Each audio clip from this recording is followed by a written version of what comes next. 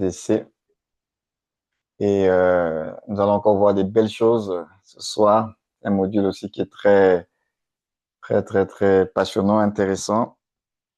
Et, euh, et je vous prie d'être attentif, d'avoir de quoi noter, parce que ça va encore secouer.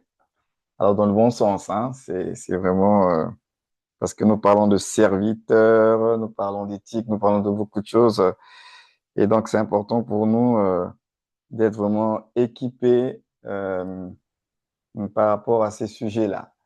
Donc, le sujet que nous allons voir ce soir, vous savez, à certains sujets, quand vous les abordez, il faut avoir déjà un certain bagage, mais aussi une certaine expérience. Vous savez, tout enfant de Dieu peut parler de tout, mais il y a certains sujets où il faut quand même des personnes qui ont une certaine expérience parce qu'ils ont été éprouvés par rapport à cela. Hein. Je le répète, tout enfant de Dieu peut parler de tous les sujets, hein, mais la crédibilité de certains messages passe aussi par le parcours de vie d'une personne. Donc, à partir du module 2, il y a certaines thématiques que nous allons aborder qui seront aussi puisées, si vous voulez, de ma petite expérience, il faut le dire ainsi. Donc, pour ceux qui ne me connaissent pas et qui sont un peu connectés un peu de partout, c'est en 94 que j'ai fait ma première rencontre avec Jésus.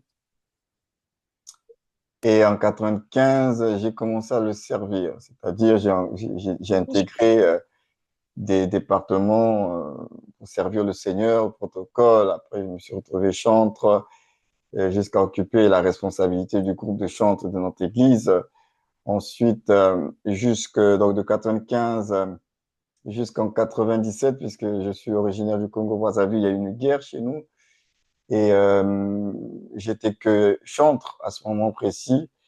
Et le Seigneur a permis que le don de prédication qui dormait en moi soit révélé pendant cette période-là de guerre.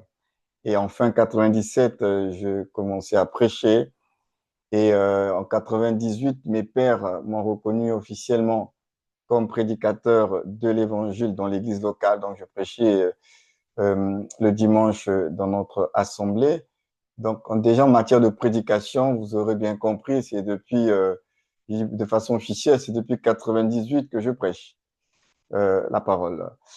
99, Dieu m'envoie en mission au Maroc et au mois d'août 2000, mes pères me reconnaissent dans le ministère. Donc, et puis depuis là jusqu'à aujourd'hui, nous continuons à servir le Seigneur. Et voilà, donc ça nous donne quand même un certain nombre d'expériences aussi dans le service et pour pouvoir, avec déjà ce parcours que je viens de vous évoquer, être à mesure de donner des petits conseils, aider une génération de serviteurs et de servants de Dieu à gagner aussi du temps, à ne pas faire les erreurs que nous, on a eu à commettre. Et donc, nous sommes là, c'est vraiment pour vous équiper, vous aider. Donc voilà ce que je tenais quand même à dire en introduction parce que nous allons ce soir parler de quelques erreurs liées au ministère. Déjà, le mot ministère, c'est pas un gros mot parce qu'aujourd'hui, nous avons mystifié ce mot ministère et nous l'avons réservé à une catégorie de personnes. Ministère, c'est un mot simple qui veut tout simplement dire service.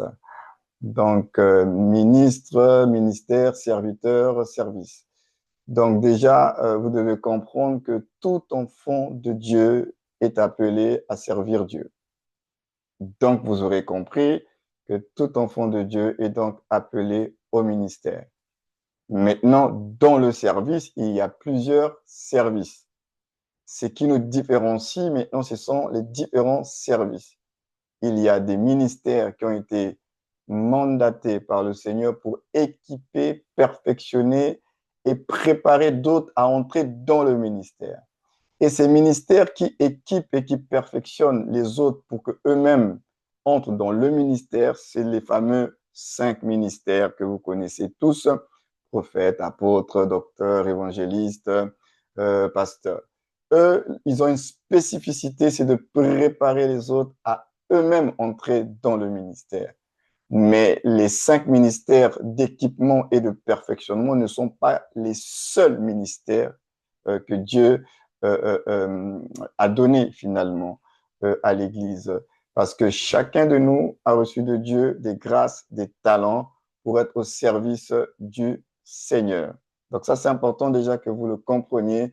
Tout enfant de Dieu est un ministre de Dieu, est appelé au ministère. Bon, maintenant, de nos jours, l'appellation ministre de Dieu a pris une autre connotation au point où il y en a qui prennent ça très, très, très au sérieux jusqu'à vraiment, se la jouer, comme on dit dans le langage d'aujourd'hui.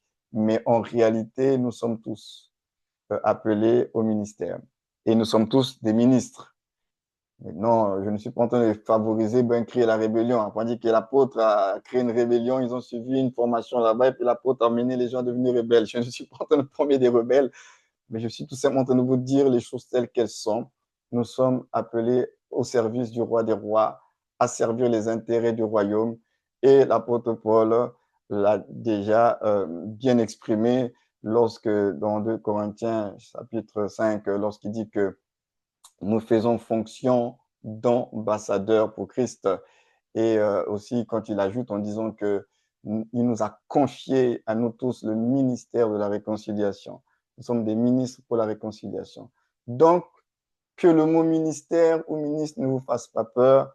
Vous tous qui êtes en Christ, vous êtes appelés à servir le Seigneur. Donc, nous allons voir quelques erreurs qui sont quand même assez importantes pour tous ceux qui servent, pour tous ceux qui veulent servir, pour tous ceux qui sont appelés à servir. Vraiment, ces erreurs-là, il faut faire extrêmement attention. Donc, nous allons parler de ministère et donc, comme je vous l'ai annoncé, nous parlerons de certaines erreurs à éviter dans le ministère pour Dieu. C'est important et c'est pour cela que nous sommes là ce soir. Alors, donc nous allons commencer ce soir pour introduire cette partie à attirer notre attention sur les voies qui nous conduisent. C'est pourquoi je dis attention aux voies qui nous conduisent, parce qu'il y a plusieurs voies qui conduisent un ministre ou un serviteur ou un enfant de Dieu. Ces voies peuvent être charnelles, comme ces voies peuvent être spirituelles. Mais une chose est certaine, on marche toujours de 2 façons. Comme on a 2 jambes, comme on a 2 pieds, c'est juste pour dire qu'effectivement, il y a aussi 2 façons de marcher, il y a aussi 2 façons d'être conduit. Donc, il faut faire extrêmement attention quand on veut servir Dieu, quand on est appelé au service de Dieu, il y a des voix. Vous allez entendre des voix. Et c'est pourquoi je dis que chaque voix nous conduit toujours dans une voie. J'aime bien jouer avec les mots, c'est pour que les gens retiennent le fond de la pensée. Chaque voix nous conduit toujours dans une voie. Donc, on est sur une voie VOIE en fonction de la voix VOIX que nous avons entendue. C'est la voie VOIX qui nous conduit sur une voie VOIE. Pourquoi je dis que dans la marche par la chair, ou nous allons être conduits dans la marche par l'esprit. On ne peut pas marcher si on n'a pas au préalable entendu quelque chose. Donc, pour se positionner dans une voie, c'est parce que j'ai entendu une voix. VOIX. C'est important. Donc, retenez déjà à ce stade-là que chaque voie vous conduira toujours dans une voie. On ne se retrouve pas dans une voie par hasard et par accident. Ce n'est pas vrai. Vous vous retrouvez dans une voie parce que vous avez reçu une influence. Et on en parlera ce soir. Une influence, une voie. On appelle les voies intérieures qui vous a influencé et qui vous ont emmené là où vous êtes. Vous n'êtes pas là où vous êtes, je le répète, par hasard et par accident. Il y a une voie qui vous a dirigé. Donc, c'est pourquoi je dis nota bene. Puisqu'on parle des voies, on va beaucoup parler aussi des pensées. Vous devez savoir que nos pensées peuvent être charnelles ou spirituelles.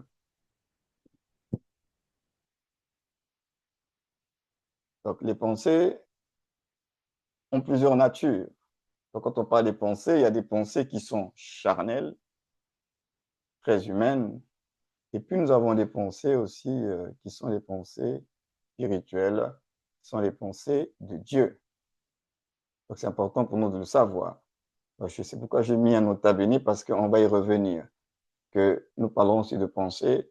Les pensées ont une nature. Chaque pensée a une nature. Et toutes les pensées ne se ressemblent pas. Toutes les pensées n'ont pas la même source. Et les pensées, c'est le moteur. Donc déjà, nous allons parler de la voie de nos pensées humaines. C'est la voie de nos propres pensées. C'est pourquoi je dis que c'est la voie de nos ambitions. Hein, c'est la voie de l'orgueil des uns et des autres. C'est la voie qui nous amène à être centrés sur notre propre gloire, rechercher notre propre justice. Nous avons nos propres pensées. C'est pourquoi dans cette affaire de Dieu et nous, vous devez savoir que dans la vie chrétienne, il n'y a pas que le diable qui est responsable de tout. Vous avez une responsabilité aussi parce que vous avez la capacité de produire des pensées. Il y a des pensées qui sont purement humaines, qui sont les vôtres.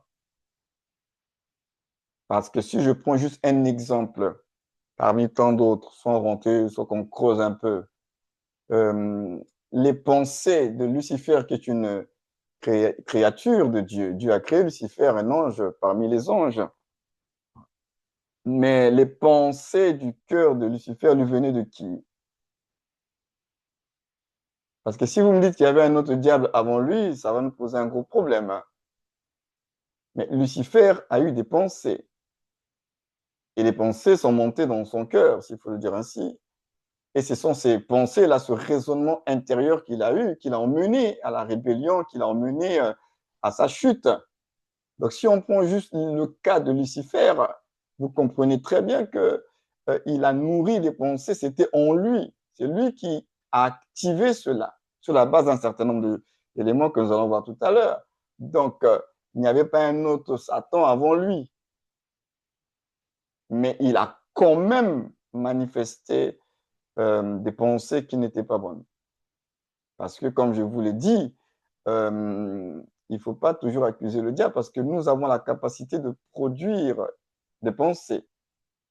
Dieu lui-même est un être pensant, réfléchissant. Et il nous a créés aussi avec la capacité de penser et de réfléchir. Donc, parmi les éléments qui nous permettent d'être un peu à l'image, à la ressemblance de Dieu, il y a aussi ces caractéristiques-là. Donc, il y a nos propres pensées que nous pouvons générer. Et nos propres pensées, nous pouvons les générer à partir de nos 5 sens. Vos 5 sens vous exposent à pouvoir produire des pensées. Parce que face à ce que vous voyez, ce que vous entendez, ce que vous avez vécu, ça peut générer, activer votre système de pensée. Les pensées, frères et sœurs, ne naissent pas par hasard. Les pensées sont suscitées, les pensées sont activées, les pensées sont déclenchées. Donc, dans le cadre de nos pensées humaines, ça va passer par vos 5 sens. Ce que je vois. Et nous l'avons tous expérimenté. Les choses que vous voyez vous amènent à la réflexion. C'est-à-dire qu'il y a des choses que si tu n'as pas vues, tu es pour toi tranquille. Mais si tu vois une attitude, un comportement bizarre, ça va te pousser maintenant à la réflexion. C'est-à-dire que cette réflexion, tu ne l'avais pas avant d'avoir vu. Tu as vu juste une attitude, un comportement d'un frère, d'une sœur, et puis automatiquement, tu te mets à réfléchir. Mais pourquoi? Et tu commences à parler. Il y a maintenant ce discours intérieur qui se met en place. Et pourquoi il s'est comporté? Elle s'est comportée ainsi. Pourquoi il ne m'a pas salué? Pourquoi? Donc, tu commences à... Ça se passe maintenant à l'intérieur de toi. C'est comme si ce que tu as vu a activé la chose qui est en toi. Le dialogue intérieur commence. C'est-à-dire qu'aussi longtemps que tu n'as rien vu, ce dialogue intérieur-là, c'est comme s'il y a une paix, il y a un calme intérieur. Mais quand tu vois une chose que toi, tu juges être anormale, tu vas commencer à dialoguer avec toi-même, parler avec toi-même. Et tu vas activer les pensées. Ce que tu as vu, ce que tu as entendu aussi. Aussi longtemps que tu n'as rien entendu de négatif, tu es tranquille. Il suffit seulement qu'on t'ait dit, ah, fais attention, cette personne n'est pas une bonne personne, cette personne, elle te veut du mal. Le fait de recevoir l'information, tu as entendu, ça va modifier ton comportement et ça va te pousser aussi à de la réflexion. Ce que tu as vécu, expérimenté, une injustice, une souffrance physique ou je ne sais pas comment, ça peut te pousser aussi à beaucoup de réflexion. Une privation, pourquoi on m'a privé de ceci? Pourquoi on me malmène? Pourquoi on m'a maltraité? Et tous ces pourquoi-là, ce sont tes pensées, tu les génères, tu les as activés. Pourquoi? Je dis que ce que je vis influence en positif ou en négatif mon système de pensée. Parce que dans ce que tu vois, dans ce que tu écoutes, dans ce que tu vis, chacun de nous va l'interpréter. Et souvent, nous générons nos pensées positives ou négatives sur la base de notre interprétation parce que nous n'avons pas tous les mêmes filtres. Nous ne filtrons pas les informations de la même façon. Là où certains laisseraient passer, d'autres ne laisseraient pas passer. Là où certains banaliseront l'information, qu'elle soit visuelle ou bien auditive, ou bien vécue, ou bien expérimentale physiquement, d'aucuns vont s'attarder là-dessus. On est différents les uns des autres. Donc, tout ça, ça crée ce monde-là des pensées. Donc, la voix de nos pensées, la voix de nos désirs humains aussi.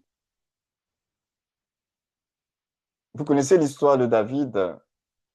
Je l'ai revisité encore tout à l'heure, David et Bathsheba et Uri.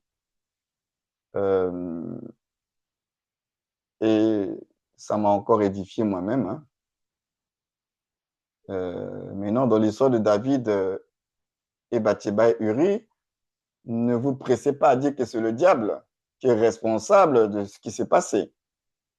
Parce que comme on a tendance à jeter tout sur le dos de Satan, j'aimerais vous dire que non. Nous avons aussi notre part de responsabilité, les amis. Hein. C'est pourquoi je veux nous inviter ce soir à redécouvrir certaines portions de cette histoire du péché de David. Qu'est-ce qui s'est passé? Parce qu'un péché n'arrive pas par hasard non plus. On ne pêche pas par hasard, on ne pêche pas par accident. Un péché, il y a quand même une chronologie. Et dans l'histoire de David, il y a toute une chronologie qui est là, qui a amené le roi David à la fameuse chute. Donc, nous sommes dans 2 Samuel, chapitre 11, et je vais lire le texte, verset 1er, verset 5. Pour certains, ça va vous rafraîchir un peu la mémoire avec cette histoire de David et de son péché avec Bathsheba et le péché également avec Uri. Parce que dans cette histoire, il y a un double péché de David. Hein. Il pêche contre Bathsheba, mais il pêche aussi contre Uri. Et comme j'ai anticipé en vous disant que c'est à cause de la voix de son cœur. La voix du cœur de David l'a conduit à la convoitise et au meurtre. Il a convoité la femme d'autrui, ils sont tombés dans l'adultère. Et de l'autre côté, concernant Uri, il a fait tuer Uri. Ce n'est pas le diable. On va le lire. Donc vraiment, je ne veux pas ce soir faire l'avocat du diable. Je ne suis pas l'avocat du diable, mais je veux vraiment relativiser les choses parce que vous, les chrétiens, vous aimez trop être démissionnaire et ne pas assumer vos responsabilités. Dans le verset premier, on dit l'année suivante, au temps où les rois se mettaient en campagne, David envoie Joab avec ses serviteurs et tout Israël pour détruire les fils d'Ammon et pour assiéger Rabat. Mais David resta à Jérusalem. Un soir, David se leva de sa couche et comme il se promenait sur le toit de la maison royale, il aperçut de là une femme qui se baignait et qui était très belle de figure. David fit demander qui était cette femme et on lui dit, n'est-ce pas Bathsheba, fille d'Eliam, femme d'Uri le Hétien. Et David envoya des gens pour la chercher. Elle vint vers lui et il coucha avec elle. Après s'être purifiée de sa souillure, elle retourna dans sa maison. Cette femme devint enceinte et elle fit dire à David, je suis enceinte. Directement, nous allons au verset 14. Verset 14, le lendemain matin, David écrivit une lettre à Joab et l'envoya par la main d'Uri. Déjà, pour vous remettre un peu dans le bain. Dans le bain, pour comprendre le verset 14, qu'est-ce qui se passe? C'est que lorsque Bathsheba dit à David qu'elle est enceinte, David, il est un peu perturbé et il doit trouver une solution pour camoufler cette grossesse-là. Parce que Bathsheba tombe enceinte au moment où son mari n'est pas là. Donc, automatiquement, si on trouve pas une solution pour cette histoire de grossesse, on se posera la question, elle a attrapé la grossesse là de qui? On pourrait même la tuer parce qu'on se dirait qu'elle a commis un adultère, son mari n'était pas là, etc. Et on pouvait la tuer. Donc, en même temps, pour ne pas qu'on tue Bathsheba et pour camoufler cet adultère, David, il va réfléchir. Je dis bien, c'est pas le diable, c'est lui qui réfléchit. Il est en train de réfléchir sur des solutions, comment on va camoufler cette affaire. Alors, qu'est-ce que David il va faire? Il va demander à ce que son mari, ils sont en pleine guerre, hein. Ils sont dans un conflit, c'est le temps comme dit la Bible, de la guerre et tout ça là. Et puis, David demande à ce que Uri revienne dans sa maison pour pouvoir passer du bon temps avec sa femme. En réalité, l'intention de David n'était pas que Uri vienne se reposer un peu de la guerre et passer du bon temps avec Bathsheba. L'intention de David, c'était calculé. Je dis bien, c'était calculé. C'était calculé. C'était pour que Uri, en venant passer du bon temps avec sa femme, elle lui colle cette grossesse-là. Comme ça, quand elle va tomber enceinte, elle va lui dire, ben, écoute, c'est la dernière fois quand tu étais venu, ben voilà, j'étais en mauvaise période, etc. Puis j'ai eu l'enfant. Donc, c'était un moyen de légitimer cette grossesse qui, en réalité, ne venait pas d'Uri. Donc, il a fait vite revenir Uri pour que Uri puisse recevoir, qu'on impute cette grossesse à Uri. Et donc, Uri arrive, mais Uri, c'est un bon soldat. J'ai appris à aimer Uri. Tout à l'heure, je relisais l'histoire, j'ai appris à aimer cet homme. Ces soldats de David étaient fidèles, il était loyal, il aimait sa nation et il était désintéressé, il n'était pas intéressé à ses intérêts. Lui, c'était le cœur battait pour son peuple et pour les intérêts du royaume. Voilà un tel homme qui aimait vraiment Dieu et les intérêts de Dieu. Il arrive, au lieu d'aller dormir chez sa femme à la maison, il ne va pas dormir chez sa femme à la maison, il va rester pour lui, voilà, il va rester au palais avec les gardes de David. Le lendemain, David apprend que Uri n'est pas rentré chez lui, il est resté au palais. Il dit, mais pourquoi tu restes au palais? Donc lui, il veut absolument qu'il reparte vers sa femme. Et puis, lui, il fait comprendre à David que ce n'est pas possible. Il y a les autres qui sont en guerre, ils sont au front, je ne peux pas me réjouir au moment où j'ai mes collègues qui sont en pleine bataille et tout ça là. Donc, Uri a trouvé injuste, il n'a pas trouvé ça correct que pendant qu'il y a la guerre, que lui, il ait passé du bon temps avec sa femme. Et la première étape, David le fait revenir pour qu'il passe du bon temps, il ne va pas. La seconde chose que David va faire, il va leur inviter pour un repas, ils vont manger, ils vont l'enivrer, il va enivrer Uri pour que Uri, dans cet état d'ivresse, aille rentrer chez lui pour pouvoir coucher avec sa femme. Là aussi, étant dans cet état d'ivresse, Uri ne va pas aller rencontrer sa femme. Donc, il refuse d'aller coucher avec sa femme, d'aller passer du bon plaisir avec sa femme. Donc, les tentatives de David pour imputer cette grossesse à Bathsheba et camoufler son péché Ça ne marche pas. Uri, le gars, il est fidèle, il est loyal, il est intègre. Il ne veut pas, il veut pas, il veut pas, il veut pas cela. Et c'est à ce moment-là où David se rend compte que le gars, je le fais revenir pour qu'elle ait passé le bon temps avec sa femme. Il ne veut pas. Je vais même l'enivrer, etc., pour que dans cet état, il aille passer du bon temps avec sa femme. Le gars aussi, il ne va pas passer du bon temps avec sa femme. Et c'est là que David, toujours dans sa réflexion, je dis, mais ce n'est pas le diable. C'est David, dans sa réflexion, il prend la décision la plus cruelle, hein, que je dirais. C'est la plus grosse tâche hein, dans la vie, dans le ministère du roi David, hein, quand même, ce qui s'est passé là. Et c'est comme ça que maintenant, nous allons dans le verset 14. On dit, le lendemain matin, David écrivit une lettre à Joab et l'envoya par la main Curie. Et là encore, j'ouvre une autre parenthèse. Vous vous rendez compte que le gars, on lui remet une lettre. Bon, tu ne veux pas rentrer, passer du bon temps avec ta femme? Ok, tu repars au front, mais je te donne un courrier. Il reçoit un courrier sans savoir qu'il transportait sa propre mort avec lui.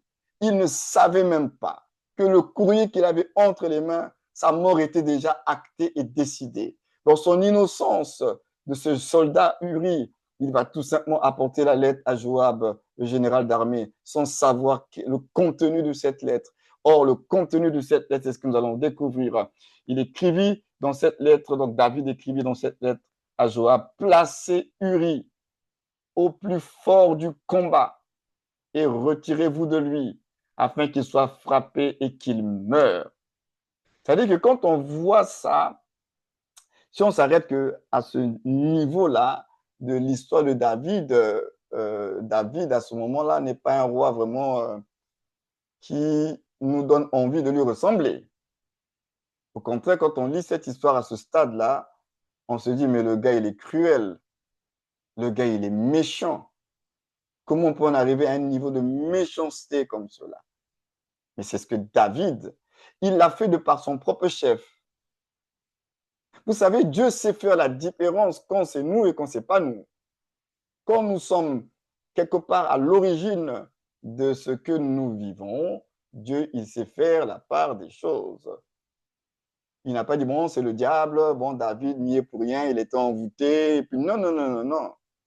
Dieu n'a pas apprécié cela parce que David a fait des choix. David a réfléchi, il a médité au-dedans de lui-même le mal. Il a nourri des pensées négatives à l'égard de la femme de quelqu'un d'autre et il a mis en place un plan de mort pour le mari de cette femme qui était pour lui un innocent. Qu'est-ce qu'il avait fait, le pauvre? Donc, c'est pourquoi je commence notre module 2 par ces erreurs dans le ministère en attirant notre attention que les voies dans lesquelles nous marchons sont le résultat des voix que nous avons entendues. La voix intérieure, qu'est-ce qui se passe à l'intérieur de moi? Qu'est-ce que je me dis à l'intérieur de moi? Quelles sont mes pensées à l'intérieur de moi? Parce que les pensées que je nourris à l'intérieur de moi vont me conduire dans des voies. Et David a nourri des pensées. Donc, les voies intérieures, il a parlé, il a mis en place un projet, un plan qu'il a conduit sur la voie de l'adultère, qu'il a conduit sur la voie du meurtre. Parce qu'il a entendu, il a laissé, à partir de ses 5 sens, puisque j'ai parlé des 5 sens, à partir de ces 5 sens, il a reçu des informations et ces informations ont activé en lui des voies, ont activé en lui son système de pensée et de réflexion. Et à cause de ce qu'il a vu, parce qu'il a vu, la Bible dit qu'il a vu cette femme qui se baignait et elle était très belle. Donc cette convoitise qui est passée par ses yeux l'a amené à mettre en place tout un plan, un projet volontaire. Parce que quand David, je dis bien le péché de David vis-à-vis de Bathsheba et d'Uri n'était pas un péché accidentel. David n'a pas péché par accident ou bien par inadvertance. Le péché de David vis-à-vis de Bathsheba et d'Uri était un péché mûrement réfléchi. où il y a eu des étapes. Et dans ces différentes étapes, David aurait pu arrêter sa folie. Mais il était tellement rempli de désirs impurs qu'il allait jusqu'au bout. Parce que quand il a vu cette femme-là, il n'était pas obligé de faire appel à elle. Et quand il a su que cette femme, c'était la femme de son soldat loyal, Uri, il aurait pu dire, bah, tiens, mais qu'est-ce que je vais faire? Mais c'est quand même la femme d'Uri. Mais c'est la femme, pas de n'importe qui, de ton soldat loyal et fidèle. Bien qu'il a reçu l'information, ça ne l'a pas découragé dans le projet qu'il avait commencé à mettre en place. Quand elle est arrivée devant lui au palais, David aurait pu à ce moment-là se dire, mais qu'est-ce que je suis en train de faire? Mais attends, c'est la femme de l'autre. David était déterminé à faire son mal. Hein. Ça venait de lui. Hein. Et même quand la dame ou bien ils ont eu pour commencer leur histoire, ils ont commencé même à se dévêtir là. Même à ce moment précis, toi, te dévêtir, c'est même pas ta femme. Il pouvait s'arrêter. David était déterminé. Elle est tombée enceinte. Quand elle tombe enceinte, il aurait pu se retrouver dans une repentance véritable à ce moment-là. Elle tombe enceinte, il continue encore dans le mal. Il est en train de réfléchir comment coller la grossesse là à son soldat. Quel niveau de méchanceté. Et tout ça là, c'est lui-même. Hein? Il réfléchit, il est là, jusqu'à écrire une lettre, la lettre de la mort. Vous vous rendez compte? David aurait pu s'arrêter dans sa folie quand Bathsheba est venue au palais.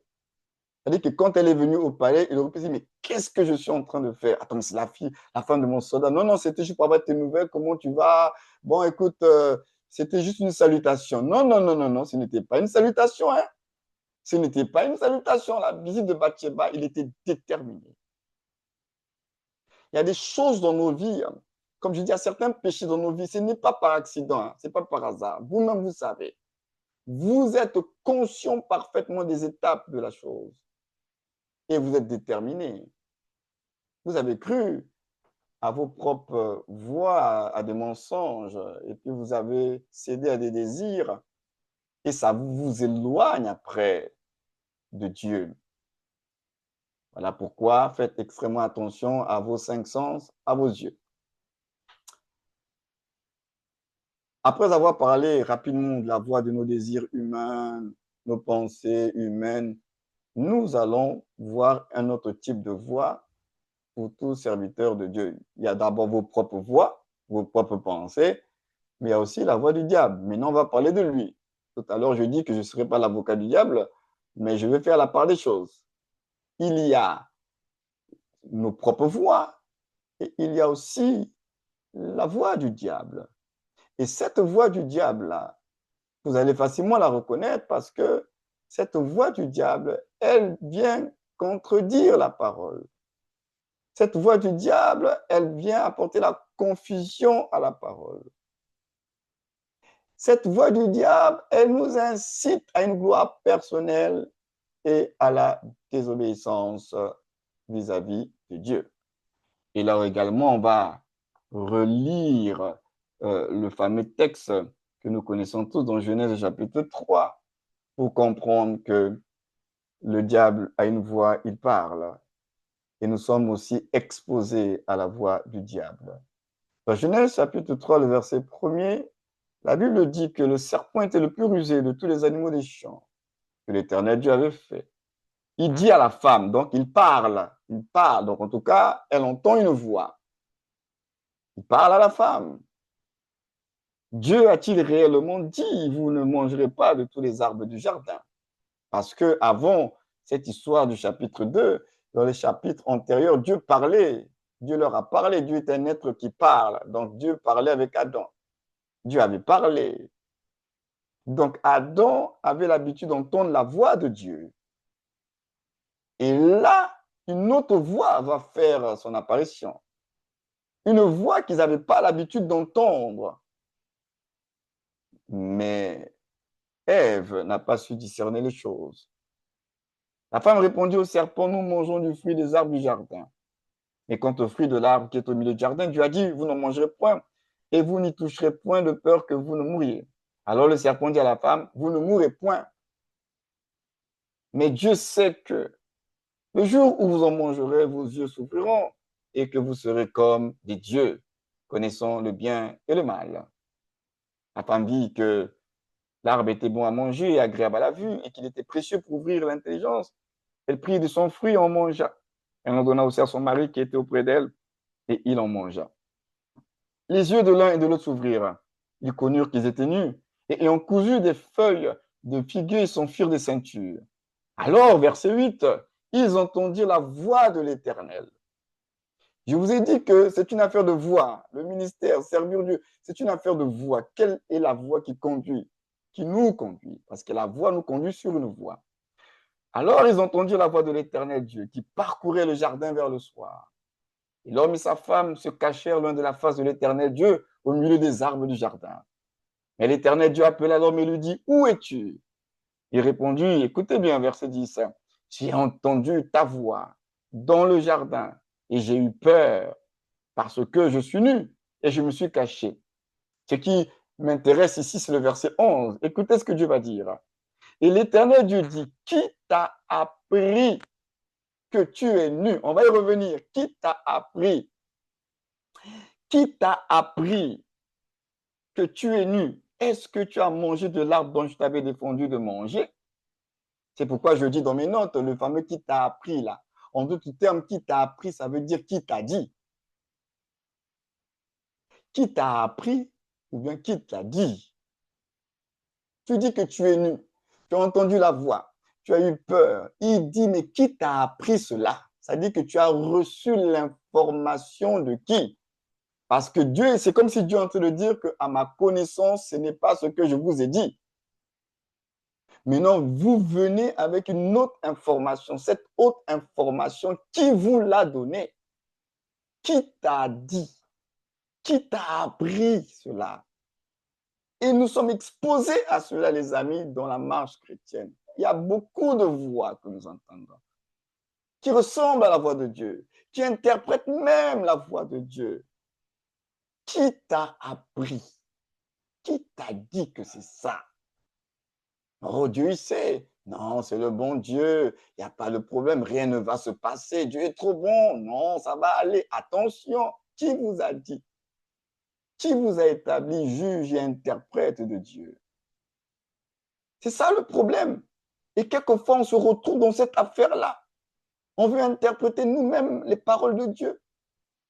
Non, il a dit, qui t'a appris cela? En d'autres termes, quelle est la voix que tu as entendue qui vient contredire, qui vient apporter la confusion dans ce que je t'ai dit? C'est pourquoi, les amis, c'est important de connaître la voix de Dieu. C'est important de connaître la vérité parce que quand vous connaissez la vérité, vous allez facilement déceler le mensonge. Si vous ne connaissez pas la vérité, le mensonge va vous manipuler. La vérité vous apporte de la lumière. Quand le mensonge arrive, vous êtes mal à l'aise, vous êtes dérangé, vous sentez que ce truc-là n'est pas cohérent avec ce que j'ai reçu. Vous sentez que ce truc-là ne correspond pas à la nature et au caractère de Dieu. Vous sentez que non, ça ne lui ressemble pas. Pourquoi? Parce que vous avez tellement été baigné dans sa parole, vous êtes tellement connecté à la vérité que quand le mensonge arrive sous une forme de piété, vous sentez que là, même si on a mis le nom de Dieu dedans là, mais je suis mal à l'aise. Il y a un truc qui me dérange dans cette affaire. Pourquoi? Parce que vous avez appris à écouter la voix de Dieu. Il dit qui t'a appris, qui t'a dit. C'est pourquoi je vous dis, faites attention les amis à vos pensées. Faites attention à vos pensées. On a parlé des pensées, on revient là-dessus. Parce que ce sont des voix intérieures. La voix des pensées. Les pensées sont des voix. Les pensées ont un son à l'intérieur de vous et dans le monde spirituel. Dans Matthieu 16, 13, c'est aussi une histoire que vous connaissez. Mais vous allez voir dans cette histoire une même personne avec deux pensées qui va recevoir. Une même personne sous l'influence de deux voix. C'est possible. Si c'est arrivé avec l'apôtre Pierre, les amis, ça peut aussi vous arriver, hein, que vous pouvez en même temps écouter et la voix de Dieu et en même temps être sous l'influence de la voix du diable. C'est possible. Matthieu 16, verset 13 déclare ceci. Jésus étant arrivé dans le territoire de Césarée de Philippe, demanda à ses disciples, qui dit-on que je suis, moi, le Fils de l'homme? Ils répondirent, les uns disent que tu es Jean-Baptiste, les autres Élie, les autres Jérémie ou l'un des prophètes. Et vous, leur dit-il, qui dites-vous que je suis? Simon-Pierre répondit, tu es le Christ, le Fils du Dieu vivant. Jésus reprenant la parole lui dit, tu es heureux, Simon, fils de Jonas, car ce ne sont pas la chair et le sang qui t'ont révélé cela, mais c'est mon Père qui est dans les cieux. Donc déjà, vous voyez à ce niveau-là que Jésus est en train de nous dire que la chair et le sang peuvent nous révéler des choses.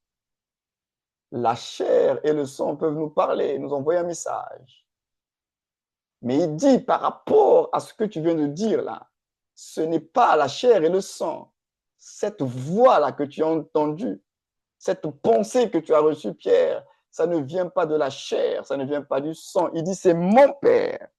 C'est mon Père qui est dans les cieux. Donc, c'est mon Père qui te l'a révélé.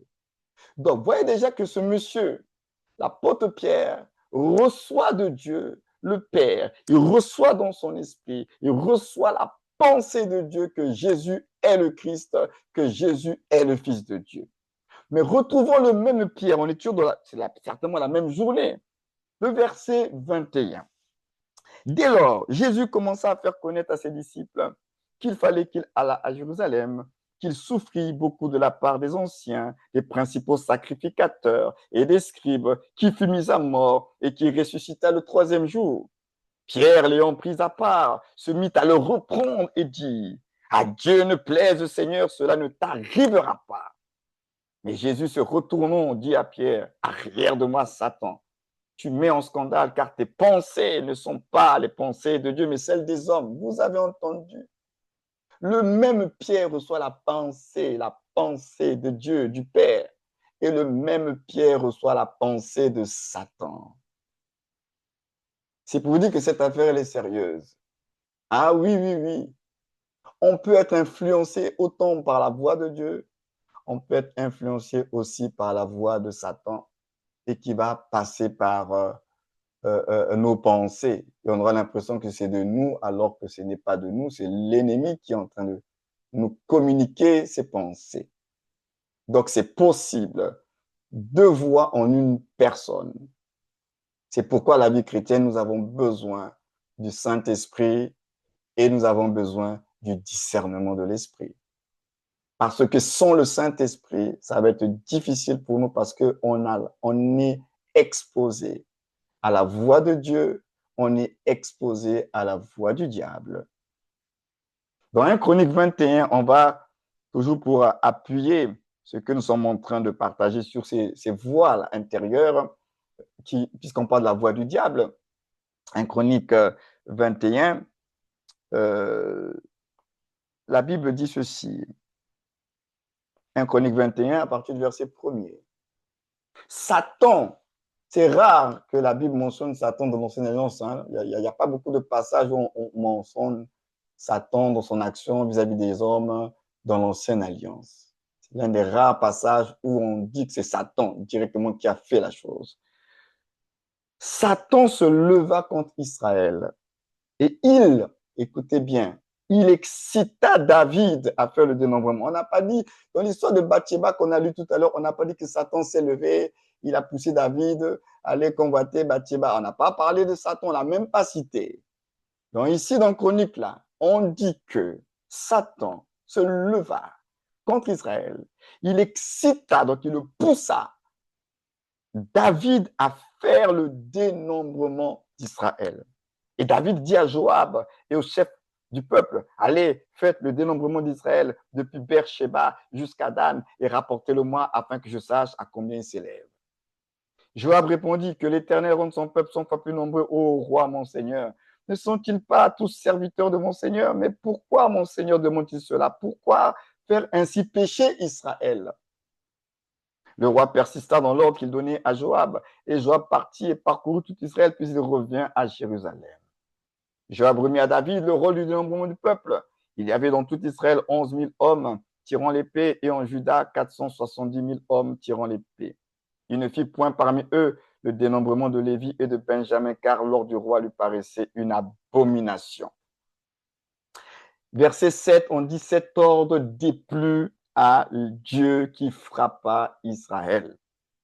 Verset 8, et David dit à Dieu, j'ai commis un grand péché en faisant cela. Maintenant, donne pardonner l'iniquité de ton serviteur, car j'ai complètement agi en insensé. Pourquoi? Parce que dans la vie, Israël était une théocratie. Israël vivait selon les lois de Dieu. Et le fonctionnement, l'organisation d'Israël, c'est Dieu qui l'a mis en place. Et il y avait ce qu'on appelle le dénombrement. Le dénombrement était quelque chose qui était réservé à Dieu. Dieu seul donnait le feu vert pour le dénombrement. Dieu seul qualifiait ou disqualifiait dans le contexte du dénombrement. Ce n'était pas donné à un homme de faire le dénombrement sans avoir reçu cela de Dieu. Voilà pourquoi les Joab qui connaissaient un peu le principe, ils ont eu peur, ils disent, un peu, mais pourquoi le roi veut faire le dénombrement? Ça c'est la part de Dieu, c'est la portion de Dieu.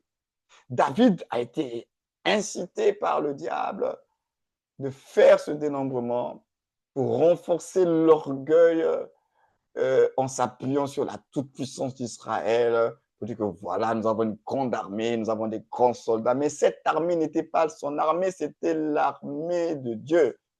C'était les soldats de Dieu. Et donc, David a écouté cette voix qui l'a poussé à faire une chose que jamais en Israël un roi n'avait fait avant David. Tous les leaders qui étaient là avant n'ont jamais fait le dénombrement. David allait commettre le péché du dénombrement et Dieu a frappé. Pourquoi? Parce que David a entendu la voix. Mais quelle voix? On a dit le diable a incité. Satan parle. Satan peut nous inciter. Donc vous comprenez que Satan peut nous communiquer des pensées. Il y a certaines pensées que tu vas recevoir qui vont, pour que tu fasses certaines choses, c'est les pensées du diable. Et si tu n'as pas justement le discernement, tu vas croire que c'est normal ce que tu veux faire, alors que ça vient tout droit du diable.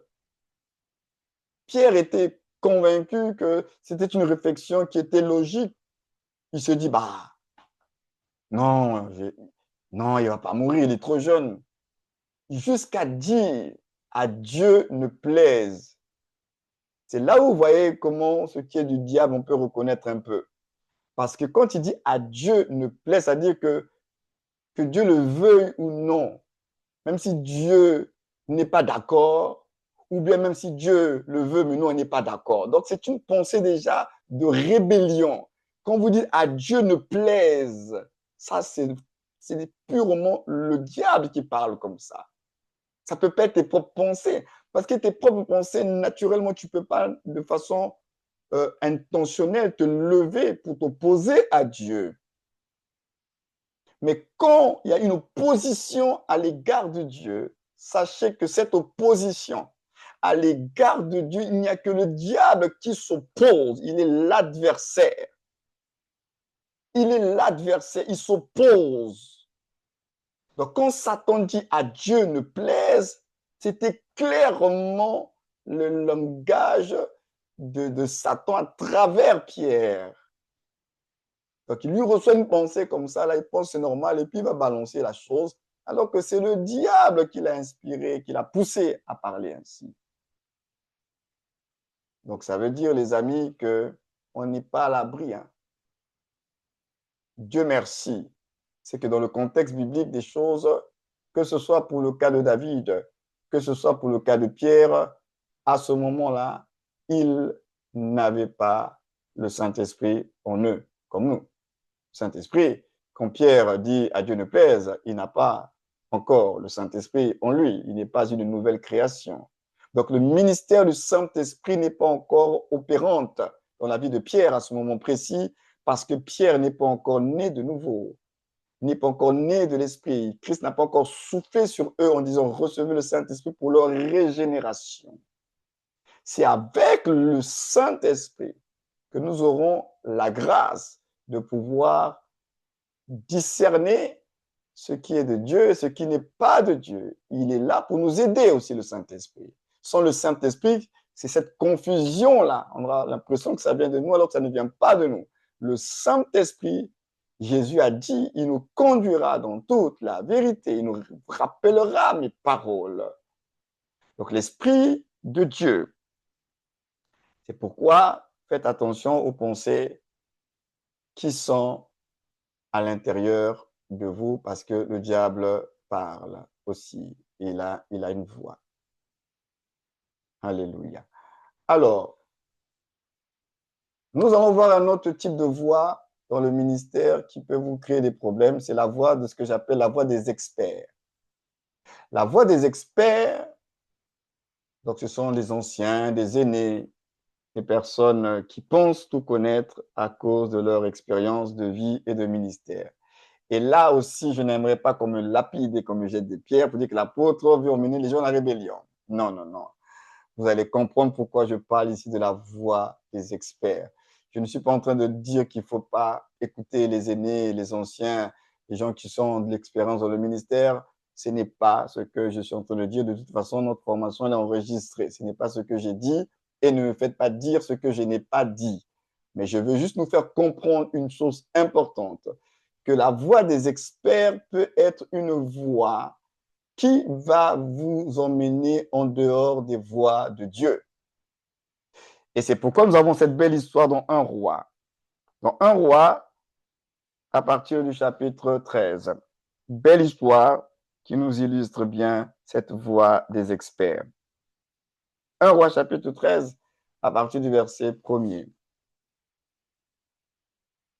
La Bible dit ceci, que voici un homme de Dieu arriva de Juda à Bethel. Comprenez bien le contexte de cette histoire. C'est important de comprendre le contexte de l'histoire. Cet homme de Dieu arriva de Juda à Bethel par la parole de l'Éternel pendant que Jéroboam se tenait à l'autel pour brûler des parfums.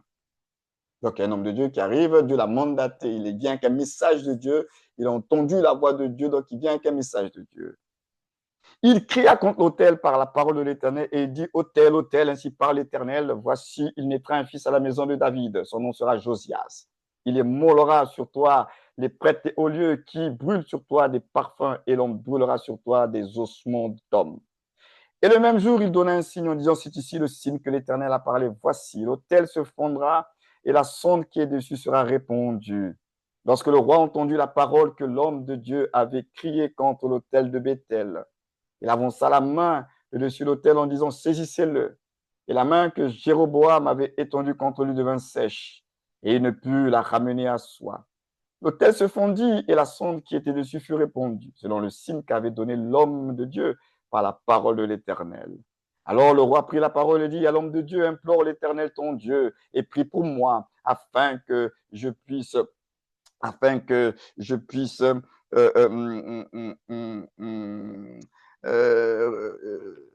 excusez-moi, voilà. Je reprends le verset 6. Le roi prit la parole et dit à l'homme de Dieu, implore l'Éternel ton Dieu et prie pour moi afin que je puisse retirer ma main. L'homme de Dieu implora l'Éternel et le roi put retirer sa main qui fut comme auparavant. Le roi dit à l'homme de Dieu, entre avec moi. Regardez maintenant les choses se corsent. Verset 7. Le roi dit à l'homme de Dieu, entre avec moi dans la maison, tu prendras quelque nourriture et je te donnerai un présent. L'homme de Dieu dit au roi, verset 8, quand tu me donnerais la moitié de ta maison, je n'entrerai pas avec toi, je ne mangerai point de pain et je ne boirai point d'eau dans ce lieu-ci. Car, verset 9, écoutez bien, verset 9, car cet ordre m'a été donné par la parole de l'Éternel. Donc, il a entendu la voix de Dieu. Cet ordre m'a été donné par la parole de l'Éternel. Tu ne mangeras point de pain et tu ne boiras point d'eau. Et tu ne prendras pas à ton retour, écoutez bien la fin du verset 9, et tu ne prendras pas à ton retour le chemin par lequel tu serais allé. Verset 10. Et il s'en alla par un autre chemin. Il ne prit pas à son retour le chemin par lequel il était venu à Bethel. Jusqu'au verset 10, on trouve un homme de Dieu qui est intègre, qui craint Dieu, qui respecte la voix de Dieu, qui ne veut pas se détourner à gauche et à droite. Dieu lui a dit des paroles qui l'ont maintenu sur une voie et il marchait sur cette voie-là dans le cadre de son ministère. Mais au verset 11, la voix des experts entre maintenant en ligne de compte là maintenant. Au verset 11, la Bible dit, or, il y avait un vieux prophète qui demeurait à Bethel. Ses fils vinrent lui raconter toutes les choses que l'homme de Dieu avait faites à Bethel ce jour-là et les paroles qu'il avait dites au roi. Lorsqu'ils en eurent fait le récit à leur père, il leur dit par quel chemin s'en est-il allé. Ses fils avaient vu par quel chemin s'en était allé l'homme de Dieu qui était venu de Juda.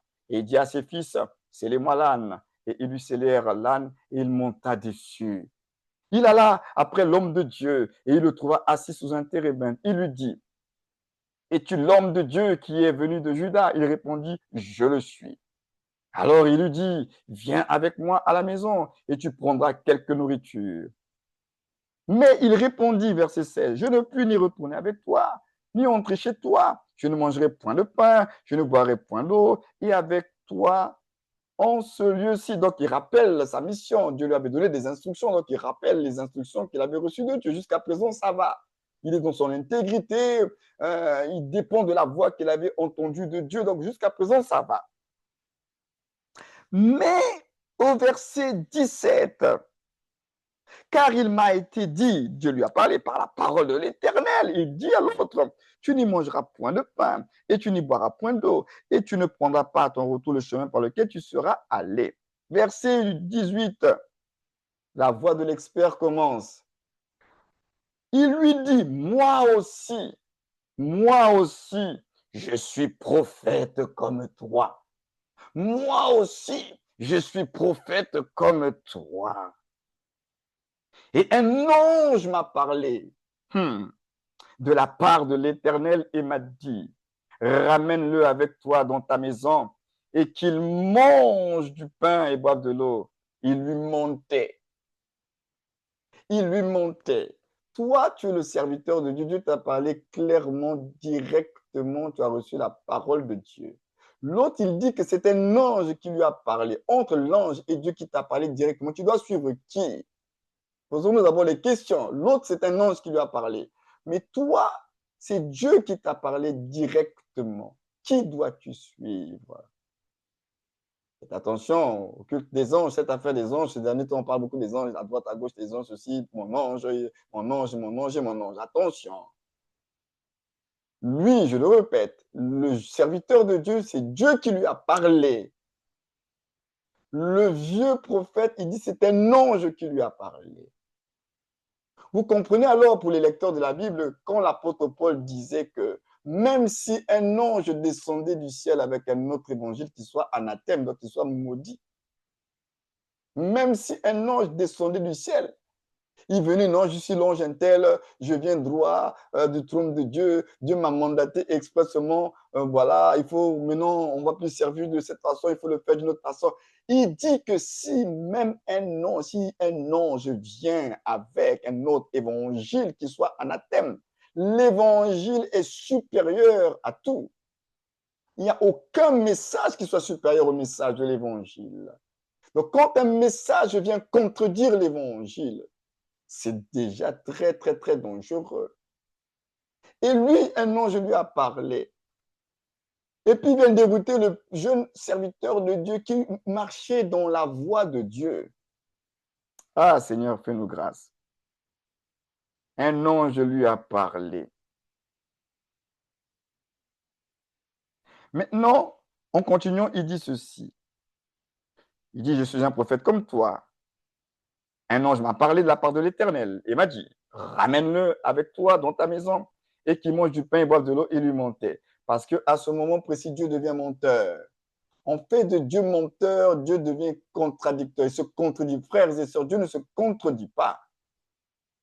Quand vous vous retrouvez dans une situation de vie où, c'est quand tout à l'heure on parlait de la confusion là, quand il y a la confusion, les contradictions avec la parole de Dieu, ce n'est pas normal, ce n'est pas la voix de Dieu. Il y a la voix de Dieu et puis il y a les autres voix. Et les autres voix vont contredire la voix de Dieu. Les autres voix vont apporter la confusion dans le message de Dieu pour vous. Et là, nous parlons de la voix des experts parce que ces personnes-là, elles peuvent aussi vous induire en erreur. Il montait, au verset 19, l'homme de Dieu retourna avec lui et il mangea du pain et but de l'eau dans sa maison. On le verra dans un autre module. Ce qui a fait des fois cet homme de Dieu, il lui a manqué ce qu'on appelle du caractère. Pourtant, il était intègre, mais il lui a manqué à ce moment précis ce qu'on appelle le caractère. Nous en parlerons parce qu'il y a un module qui est consacré au caractère. Il lui a manqué le caractère. Et vous allez comprendre ce que ça veut dire caractère. On va bien le définir.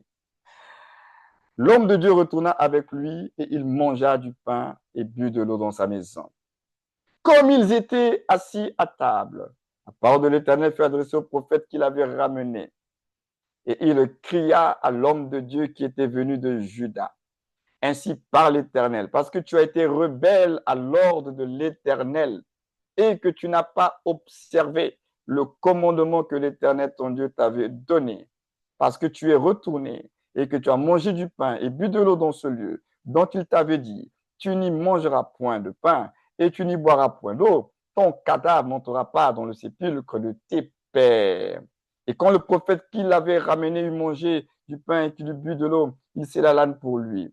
L'homme de Dieu s'en alla et il fut rencontré dans le chemin par un lion qui le tua. Son cadavre était étendu dans le chemin, l'âne resta près de lui et le lion s'était à côté du cadavre. Il est mort. Il est sorti des voies de Dieu parce qu'il a entendu une autre voix. Quelquefois, il y a les tests de Dieu. Quand Dieu nous parle, c'est pour voir notre obéissance. Dieu ne parle pas pour parler aux hommes. Quand Dieu nous parle, c'est pour voir notre obéissance. Est-ce que, un, il m'écoute, deux, est-ce qu'il obéit à ma voix? Et souvent, nous échouons au test de Dieu. Parce qu'il y en a qui pensent que Dieu parle juste pour parler. Dieu, il parle pour que nous puissions écouter. Dieu, il parle pour que nous puissions obéir. Et l'obéissance ne fait pas appel à ton raisonnement. Dieu ne parle pas pour te demander ton avis, qu'est-ce que tu en penses. Sa parole est immuable. Sa parole est infaillible. Sa parole est éternelle, elle est crédible. Quand Dieu te parle, ce n'est pas pour demander ton avis. Dieu te parle pour que tu reçoives sa parole, que tu la comprennes et que tu te soumettes à sa parole. Dieu ne nous donne pas sa parole, qu'on discute sa parole. On ne discute pas la parole de Dieu. Malheureusement, notre génération de serviteurs et de servantes de Dieu, on est champion pour discuter les paroles de Dieu, raisonner, trouver des prétextes à ne pas faire ce que Dieu nous demande de faire. Mais vous avez vu dans cette histoire, ça lui a coûté la vie. Ce jeune homme, ce jeune ministre, parce qu'il n'a pas gardé ses oreilles focalisées, attachées à la voix de Dieu qu'il avait reçue au commencement. Il a entendu une autre voix et cette autre voix l'a détourné, l'a dérouté et l'a conduit à la mort.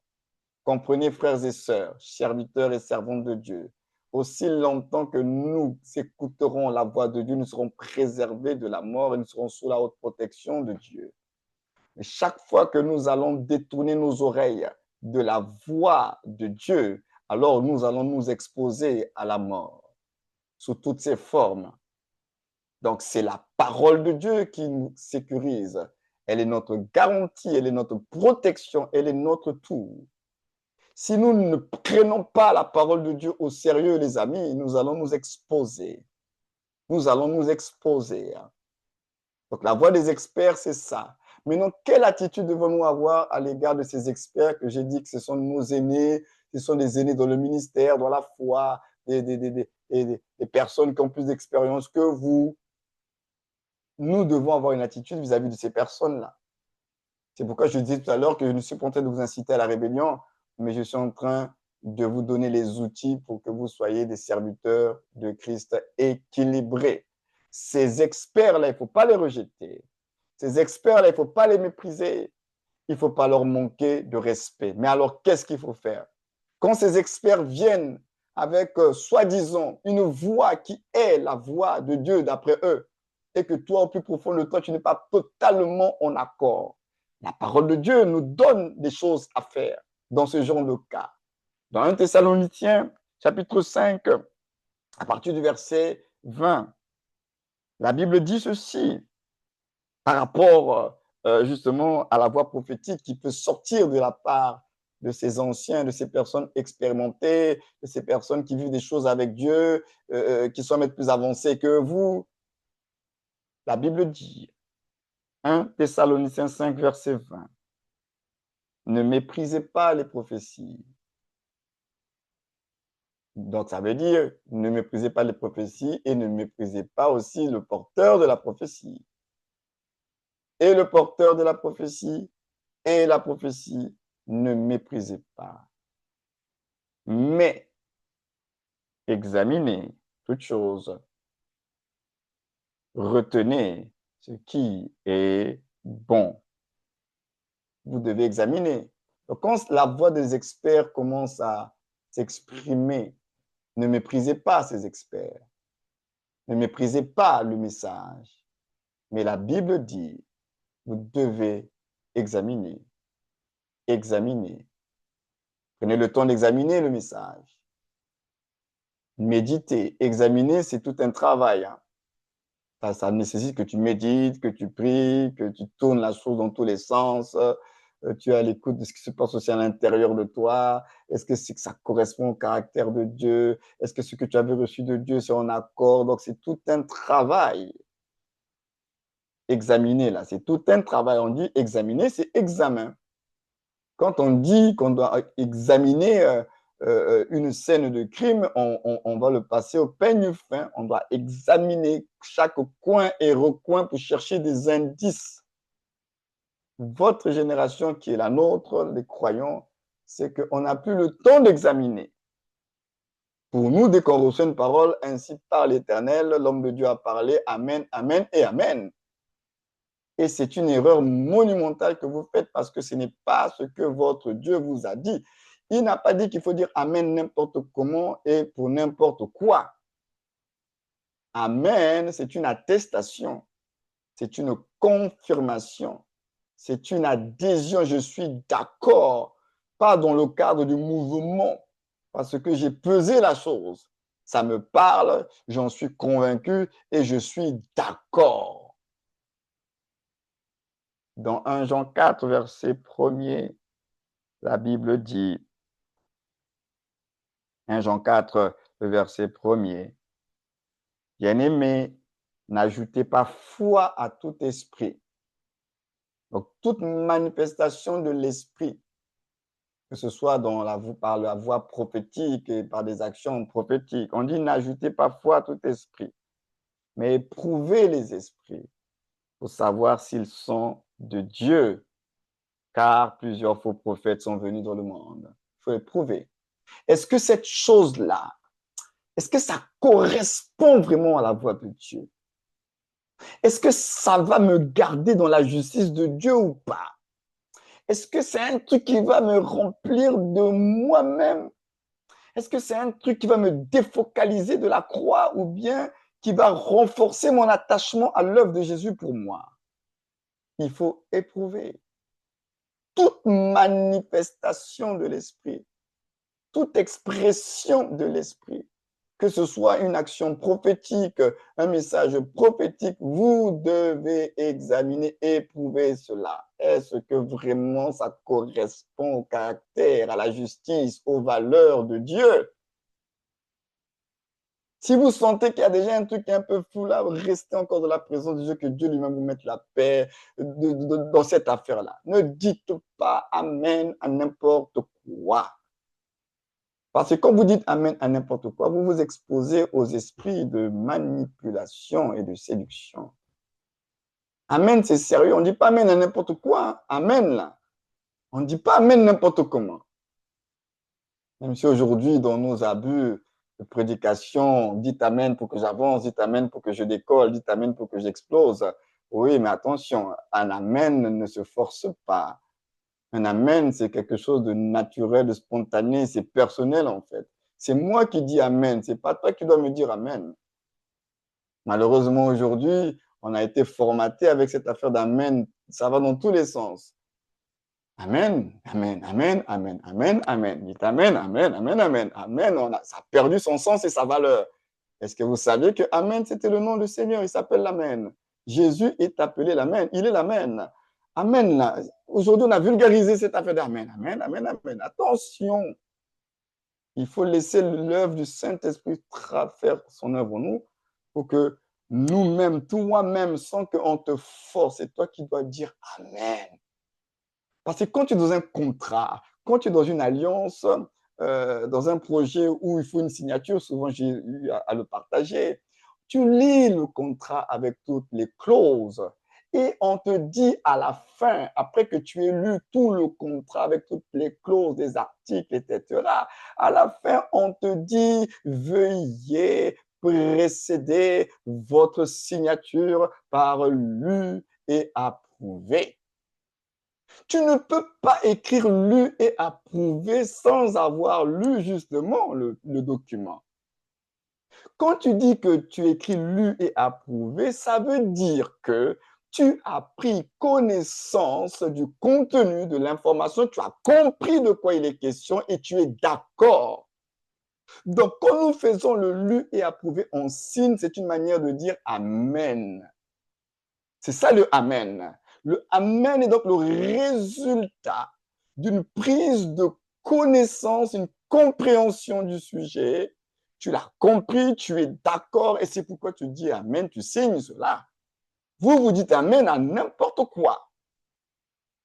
Alors que le monde dans lequel nous vivons, c'est un monde où ils sont très à cheval.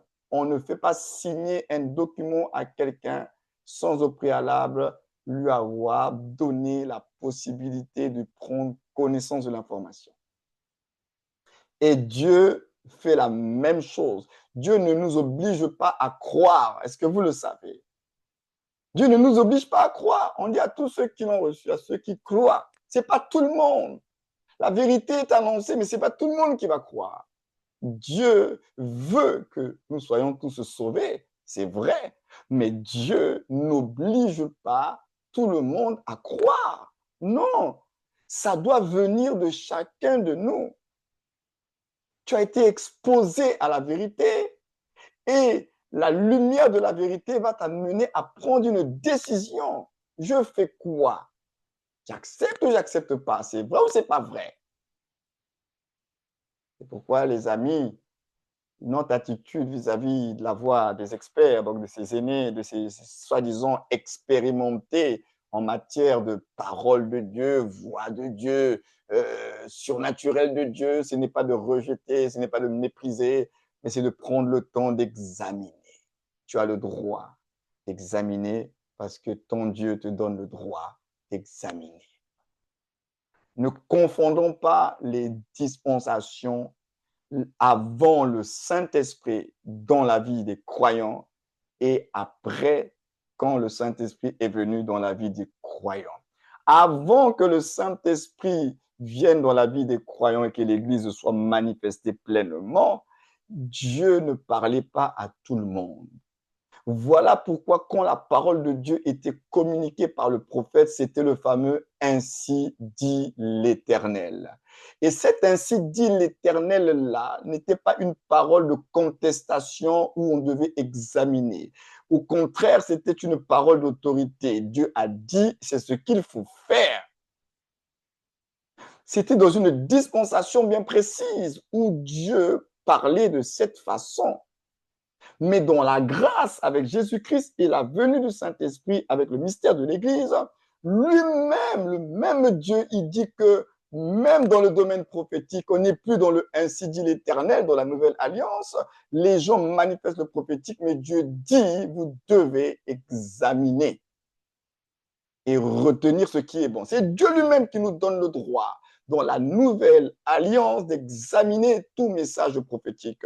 Dans l'ancienne alliance, il n'y a pas le droit d'examiner le message. C'est une parole d'autorité. Ainsi, c'est pourquoi il disait « Ainsi dit l'Éternel ». Mais dans la nouvelle alliance, les amis, ce n'est pas « Ainsi dit l'Éternel ». Je ressens dans mon esprit, Dieu me parle, je sens une direction du Saint-Esprit. Et là, on écoute le message et la Bible dit, ne méprisez pas les prophéties, ne méprisez pas la voix prophétique, mais la Bible dit, examinez. Permettez au Saint-Esprit d'apporter de la lumière. Permettez au Saint-Esprit de nous accorder, de pouvoir discerner cela. Donc, notre attitude vis-à-vis de cette voix-là, c'est de ne pas mépriser. Il ne faut pas mépriser la voix prophétique. Il ne faut pas mépriser la voix prophétique. Mais il faut tout simplement prendre la parole de Dieu. On nous dit d'examiner. Et en plus, on vous dit de retenir ce qui est bon. En d'autres termes, dans la nouvelle alliance, tu ne prends pas tout. Il y a des choses qui ne te concernent pas. Il y a des choses qui ne te parleront pas. On ne va pas t'obliger à prendre quelque chose qui ne te parle pas. Mais dans le message que tu vas recevoir, il y a des choses qui vont te parler. Pour le moment, si ça te parle plus que les autres, tu prends ce qui te parle plus et tu te soumets à la parole de Dieu. Mais là où ça ne te parle pas, on ne peut pas t'obliger à croire quelque chose qui ne te parle pas. Mais dans l'ancienne alliance, ça ne dépendait pas des humeurs, ça ne dépendait pas des émotions des gens, c'était une parole d'autorité, ainsi dit l'Éternel. Je vous mets dans la nouvelle alliance, montrez-moi là où, quand il parle, il dit encore ainsi dit l'Éternel. C'est comme ça qu'il parle de la nouvelle alliance. Les lecteurs de la Bible, je vous pousse un peu à la réflexion. Est-ce que dans la nouvelle alliance, c'est comme ça qu'il parle? Dans l'ancienne alliance, il y a beaucoup d'ainsi dit l'Éternel. Hein. Ainsi dit l'Éternel, ainsi dit l'Éternel, ainsi dit l'Éternel.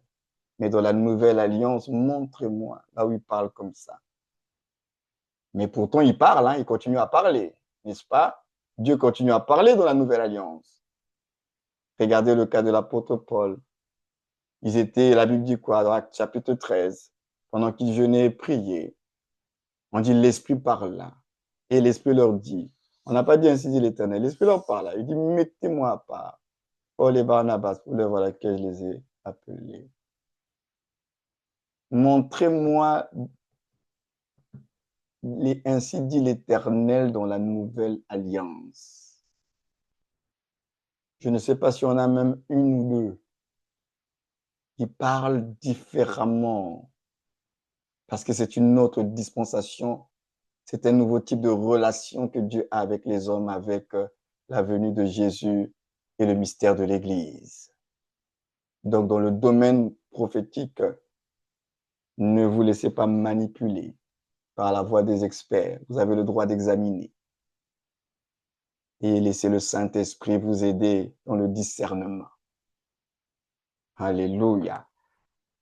Et puis, nous terminons par la voix du Saint-Esprit. Parce qu'effectivement, le Saint-Esprit nous parle. Donc, dans le ministère, on est confronté à toutes ces voix, mais il y a aussi la voix du Saint-Esprit. Dieu merci, il y a la voix du Saint-Esprit qui est la voix de Dieu. Et la voix du Saint-Esprit, souvent, elle est douce. Souvent, elle est calme. Le Saint-Esprit n'est pas agressif. C'est peut-être son côté colombe, là. Il est très doux, calme. Quand le Saint-Esprit parle, il n'est pas agressif. C'est une voix apaisante. C'est une voix d'autorité, mais apaisante, douce. Et la voix de l'Esprit, elle te conduira à faire la volonté de Dieu, pas à contester la volonté de Dieu, pas à désobéir à la volonté de Dieu, pas à remettre en question la volonté de Dieu. La voix de l'Esprit, elle te conduira à faire la volonté de Dieu. Elle va te pousser à chercher les intérêts de Dieu. La voix de l'Esprit, elle attestera et confirmera la parole de Dieu. La voix de l'Esprit ne vient pas semer la confusion. Ce n'est pas une voix de confusion. la voie de l'esprit. C'est la voie qui te ramène dans les voies de Dieu. Parce que la Bible dit, le Saint-Esprit, quand il viendra, dit Jésus, il vous conduira dans toute la vérité. Et la vérité, c'est lui-même. Jésus a dit, je suis le chemin, la vérité et la vie. Quand le Saint-Esprit viendra, il nous conduira dans toute la vérité, les amis. Le Saint-Esprit nous parle. C'est pourquoi dans la nouvelle alliance, puisque nous sommes des serviteurs de Christ, serviteurs de la nouvelle alliance, nous devons servir Dieu en tenant compte de l'orientation du Saint-Esprit parce qu'on ne peut pas servir Dieu sans l'Esprit de Dieu. Dans la nouvelle alliance, on ne sert pas sans l'Esprit. C'est pourquoi nous allons lire certains textes dans Romains chapitre 8, à partir du verset 5. Vraiment que tout est soutenu par la parole de Dieu. On va dire l'apôtre invente les choses. L'apôtre n'a rien inventé, tout est dans la Bible. Romains chapitre 8, le verset 5. Ceux, en effet, qui vivent selon la chair s'affectionnent aux choses de la chair, tandis que ceux qui vivent selon l'esprit s'affectionnent aux choses de l'esprit.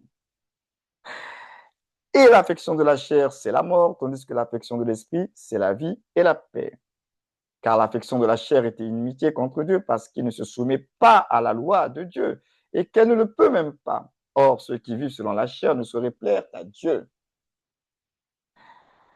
Pour vous, vous ne vivez pas selon la chair, mais selon l'esprit, si du moins l'esprit de Dieu habite en vous.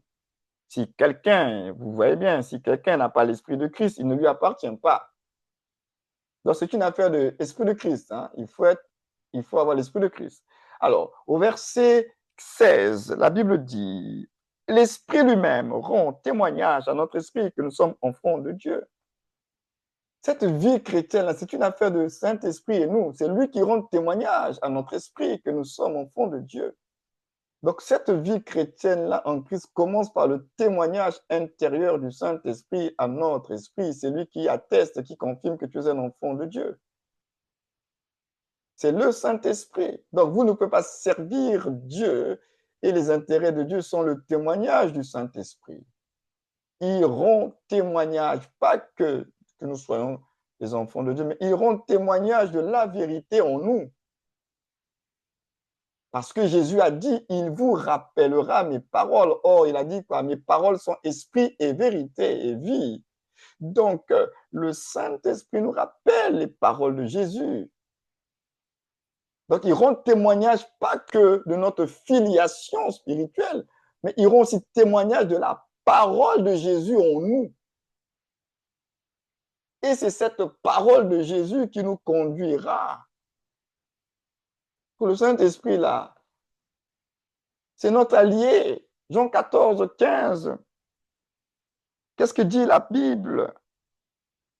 La Bible dit ceci au verset 15. Si vous m'aimez, gardez mes commandements. Et moi, je prierai le Père et il vous donnera un autre consolateur afin qu'il demeure éternellement avec vous. L'esprit de vérité que le monde ne peut recevoir parce qu'il ne le voit point et ne le connaît point. Mais vous, vous le connaissez car il demeure avec vous et il sera en vous.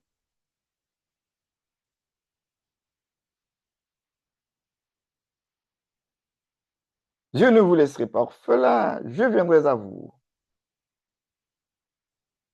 Je viendrai à vous. Maintenant au verset 25. Je vous ai dit ces choses pendant que je demeure avec vous. Mais le consolateur, l'Esprit Saint que le Père enverra en mon nom, vous enseignera toutes choses et vous rappellera tout ce que je vous ai dit. Donc, quelqu'un qui est animé du Saint-Esprit ne peut pas parler autre chose que la parole de Jésus. Je veux le répéter ce soir. Quelqu'un qui est animé, rempli du Saint-Esprit ne peut pas parler autre chose que la parole de Jésus. On vient de le lire. Il dit qu'il vous rappellera mes paroles. Il ne parlera pas de lui-même. Il ne parlera que ma parole. Donc, c'est aussi un élément indicateur pour reconnaître quand on est animé du Saint-Esprit ou pas. Parce que quand on est animé du Saint-Esprit, rempli du Saint-Esprit, servant et opérant par le Saint-Esprit, le Saint-Esprit parle la parole de Christ. Il ne parle pas autre chose. Il ne pourra pas vous dire des paroles qui vont contredire la parole de Jésus. Impossible. Si vous êtes confronté à des esprits qui remettent en question la parole de Jésus, comprenez par là, frères et sœurs, que vous avez affaire à un autre esprit. Parce que le Saint-Esprit, Jésus a dit, il vous enseignera toutes choses et il ne parlera pas de lui-même, il vous rappellera mes paroles. Son rôle, ce n'est pas d'apporter de la nouveauté. Son rôle, c'est de nous rappeler ce qui était, qu'on avait peut-être oublié, ignoré. Son rôle, c'est de nous rappeler la parole de Jésus. Voilà pourquoi faites extrêmement attention quand on cherche toujours les nouveautés, là. Nouveauté, nouveauté, nouveauté, nouveauté, nouveauté. Le Saint-Esprit est là pour nous rappeler la parole de Christ qui existe déjà. Nous ne sommes pas la première génération des croyants. Cette vie chrétienne a commencé avant nous. Donc, ces premiers disciples-là, ces premiers croyants-là, ils avaient déjà reçu les paroles de Jésus. Nous sommes des générations bien, bien, bien lointaines par rapport à eux. Donc, le Saint-Esprit, il rappellera les paroles de Jésus aux croyants en Christ. Donc, faites attention, je le répète, vous qui aimez les nouveautés, la nouvelle révélation, nouveau ceci, nouveau cela, attention!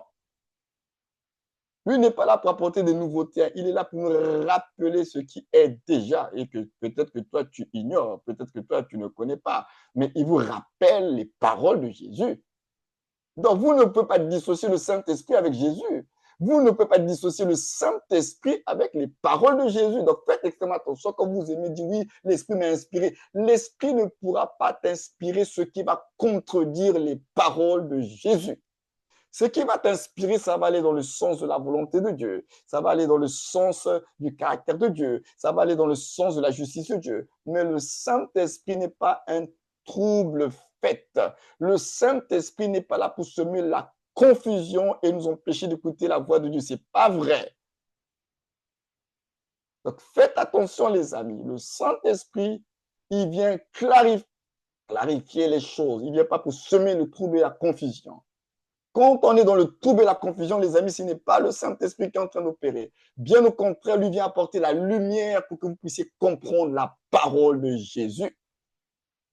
Donc, ne dissociez pas le Saint-Esprit avec Jésus parce qu'il est la voix de Jésus dans l'Église aujourd'hui. C'est lui le Seigneur de l'Église, le Saint-Esprit.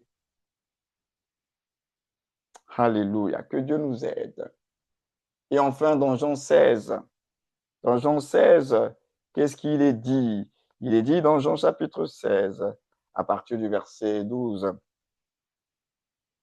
J'ai encore beaucoup de choses à vous dire, mais vous ne pouvez pas les porter maintenant.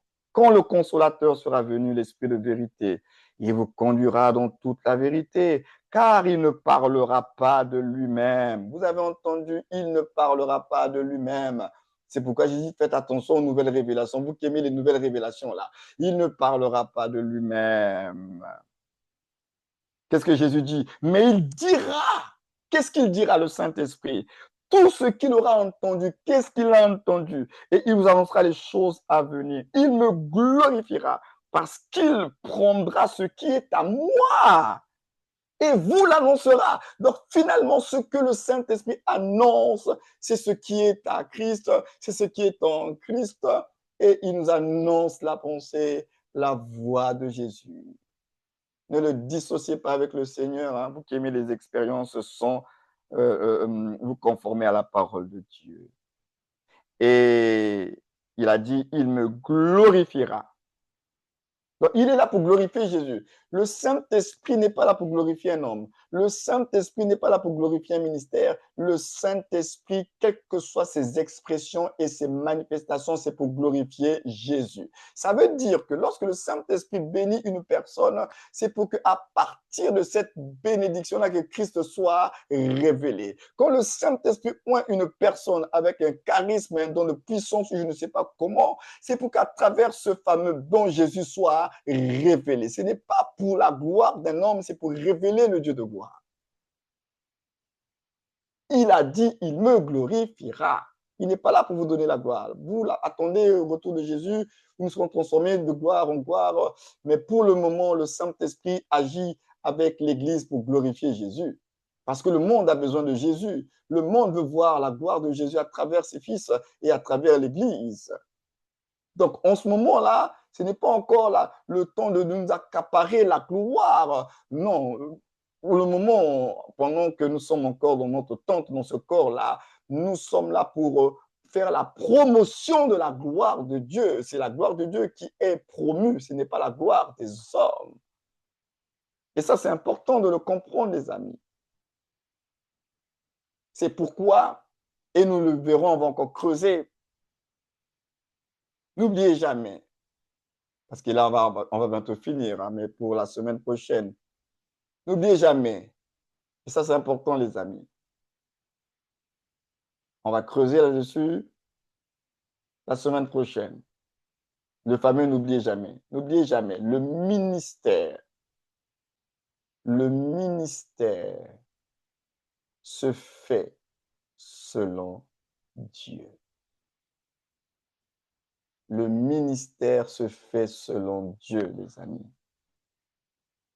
On peut faire au nom de Dieu et pour Dieu sans que cela soit selon Dieu.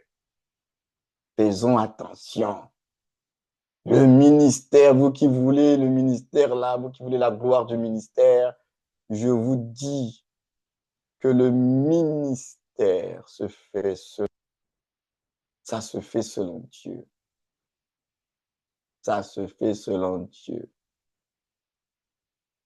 Donc faisons attention dans les excès de zèle, parce qu'on va poursuivre la semaine prochaine. Mais n'oubliez pas, ce n'est pas pour toi, c'est pour lui. Tu ne sers pas, tu n'es pas un auto-entrepreneur en Christ. Non. Tu n'es pas un indépendant. Non. Tu travailles pour le royaume et pour le roi des rois. Tu ne fais pas ce que tu veux. Le ministère n'est pas le moyen de faire ce qu'on veut. Le ministère n'est pas le moyen de promouvoir sa propre gloire. Non. Le ministère se fait selon le Seigneur pour la gloire de Christ. Mais nous allons encore creuser la semaine prochaine, effectivement, par rapport aux erreurs, puisqu'on est en train de voir dans ce module 2, on parle des erreurs dans le ministère, des choses qu'il faut faire attention, il faut éviter, des choses à éviter, qu'on peut faire des choses au nom de Dieu et pour Dieu, sans que cela soit selon Dieu. C'est important ce que je suis en train de dire. On peut faire au nom de Dieu et pour Dieu, sans que cela soit selon Dieu. Je vais bien expliquer cela par la grâce de Dieu. Pour ce soir, je vais m'arrêter là, parce que vous avez reçu beaucoup pour vous permettre de digérer, même si c'est une formation accélérée. Mais vraiment, comprenez que si nous voulons rester dans les voies de Dieu ou bien dans la voie de Dieu, il faut écouter la voix de Dieu. Cette voix de Dieu, il faut la reconnaître. Voilà pourquoi tout serviteur et servante de Dieu doit aimer la parole de Dieu, doit chercher à cultiver sa communion avec le Saint-Esprit. Ces deux éléments principaux, la parole et l'esprit, vont vous permettre de pouvoir écouter la voix de Dieu pour rester dans les voies de Dieu. Si vous négligez la parole et que vous négligez votre communion, la prière et tout ça avec le Saint-Esprit, les amis, vous allez être dirigé par d'autres voies et vous allez croire que c'est la voix de Dieu parce que ces voix-là viendront au nom de Dieu et vous allez croire que c'est la voix de Dieu pour vous. Et ces voix-là, ces pensées-là vont vous conduire sur des chemins qui ne sont pas les chemins de Dieu pour vous. Parce que nous l'avons vu au commencement de notre module de ce soir, que nous sommes exposés à beaucoup de voix. Et que le but de ces voix c'est de nous conduire dans des voies. Et ces voies-là, il y a les voies de Dieu, mais il y a des voies qui ne sont pas les voies de Dieu. Voilà pourquoi tous ceux qui sont appelés à servir le Seigneur, nous devons prendre au sérieux notre appel, parce qu'il y va de notre destinée. Donc, faites extrêmement attention aux pensées que vous entretenez, aux voix intérieures, aux discours intérieurs que vous avez. Nous avons vu ce soir qu'un seul individu pouvait être exposé à deux voix contradictoires. Et pas le moindre, c'est un serviteur de Dieu, l'apôtre Pierre. Autant il a écouté la voix de Dieu, autant le diable aussi lui a parlé et n'a pas su discerner. On n'est pas à l'abri. Mais nous pouvons, par la grâce de Dieu, éviter cela si on apprend à demeurer dans sa parole et à demeurer dans la communion avec son esprit. En demeurant dans sa parole et la communion avec son esprit, nous serons tellement imbibés et imprégnés de la vérité que lorsque le mensonge passera, quel que soit le chemin par lequel le mensonge passera, même par la voie des experts, nous serons suffisamment aiguisés pour reconnaître que cette voie-là n'est pas la voie du bon berger. Il a dit, mes brebis entendent ma voix et me suivent. Elles ne suivront pas un étranger. Pourquoi? Parce qu'elles sont habituées à écouter la voix du bon berger. Donc, la clé finalement, c'est qu'on doit apprendre à écouter la voix du bon berger. Il nous parle par sa parole, il nous parle par le Saint-Esprit, qui lui-même vient tester et confirmer la parole. Donc, les amis, après avoir écouté un tel message, ça devrait nous pousser tous à reconsidérer notre relation avec la parole de Dieu et avec le Saint-Esprit. Parce que si, en tant que serviteur de Dieu, nous ne reconsidérons pas notre relation avec la parole et le Saint-Esprit, alors on risque d'être dérouté des voies de Dieu par d'autres voies qui vont prendre le dessus sur nous parce que, vous le savez tous, la nature a horreur du vide. Quand il y a un vide quelque part, il faut le remplacer par quelque chose.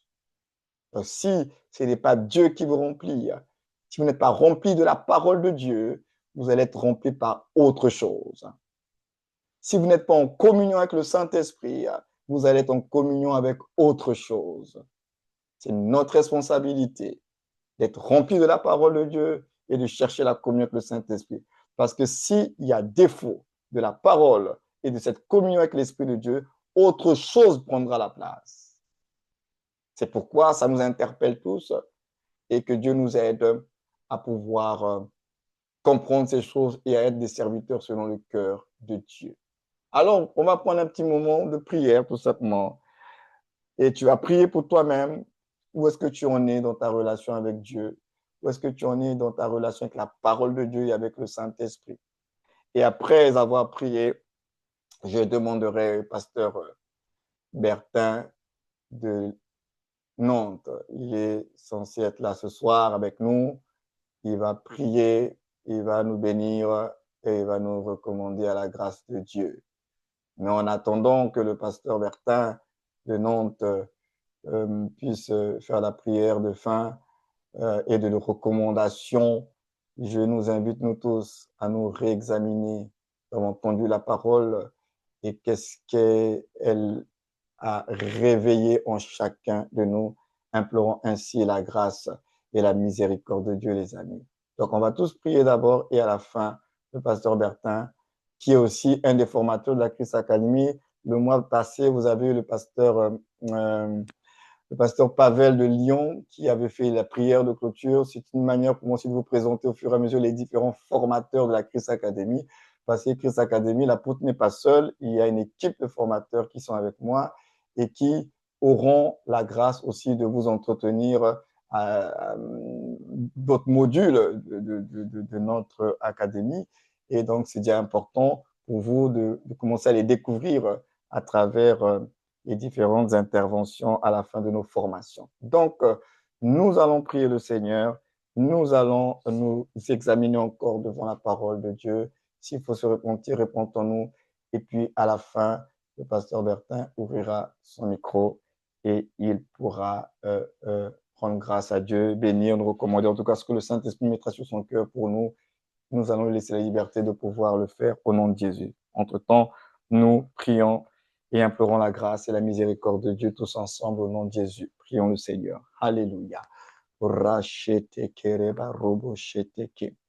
Mandere socorio socoria bachete. Seigneur, nous implorons ta grâce et ta miséricorde parce que nous n'avons pas toujours marché dans tes voies.